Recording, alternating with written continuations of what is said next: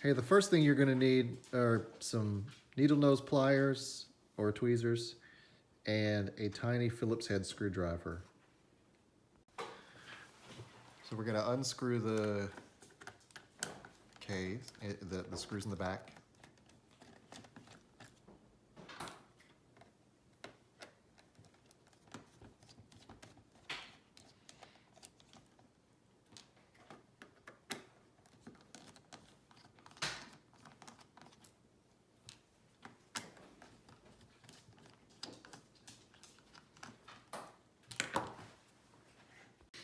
Okay, so now the trick is to squeeze this bottom part of each handle and pull off one at a time. And you could either squeeze this top part or the bottom part. Really, the squeezing is the key. So some people take plastic and they pry it in here, but you have more likely to damage the edges of this crease if you do it that way, unless you have a plastic tool. But even then, it's more laborious. This is much easier. So if you squeeze it, and it's going to feel like you're breaking it, but you're not. And don't pull it apart. Just let it rest apart. Turn it upside down, because when you open it up, you're going to be opening it up this way. Now, if you're really good, you can work these triggers into the holes because they're attached to the one triggers. The two triggers are attached to the one triggers.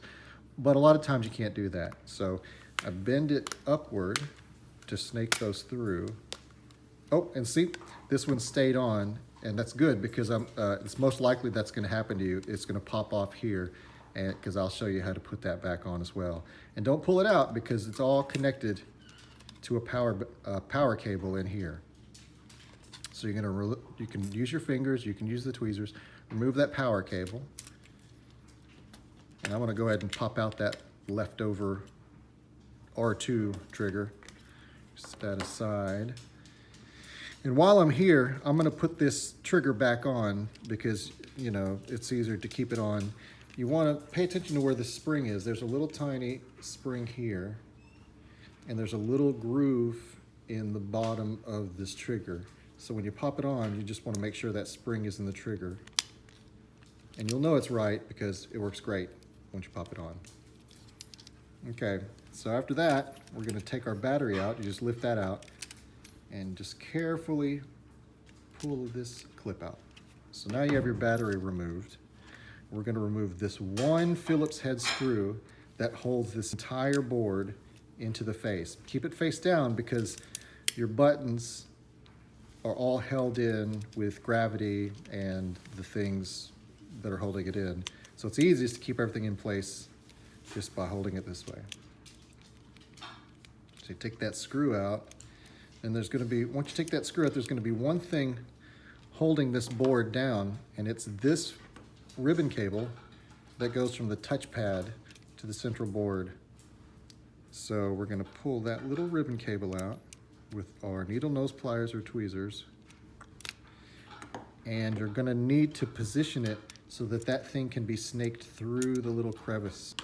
See, it's got there's a little hole that it needs to be snaked through. If you don't snake it through, it's going to still have enough tension to keep it attached to the board. So you see that ribbon cable going through when I remove it. You kind of want to angle it this way when you remove it. That's the easiest way because it'll just slip off like that. And be careful with this part because see those buttons are all held in with gravity, so just don't want those to fall out.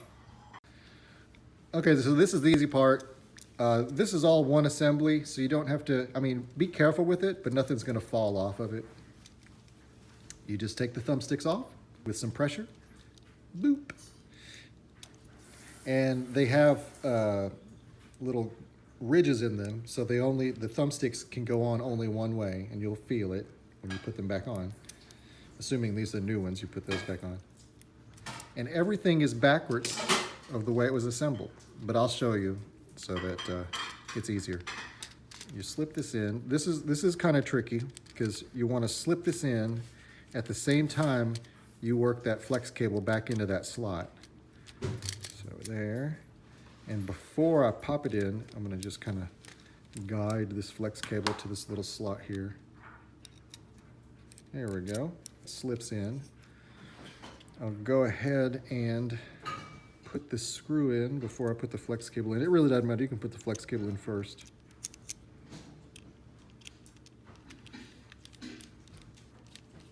Now, at this point, there's a potential to screw something up on the buttons because of the way you handled it. Before I put everything back together, I make sure all the buttons feel good.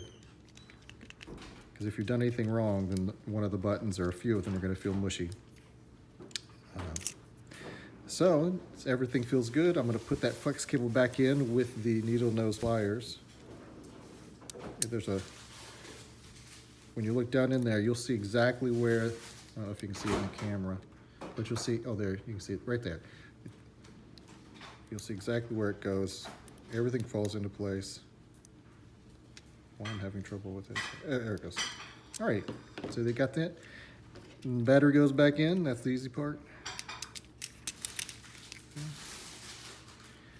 And then we put our power cable back on.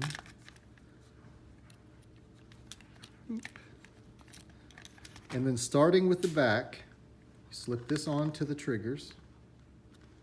And it slipped on here. So don't force anything down just yet. Because these are going to stop you. You just pull up a little bit, and then everything should fall into place. Now, if it doesn't fall exactly into place, you might see that the battery is stopping the body from connecting. Just push the battery a little bit or wiggle things around. It will eventually work together. And then after that, you just put your screws back in and you're good to go.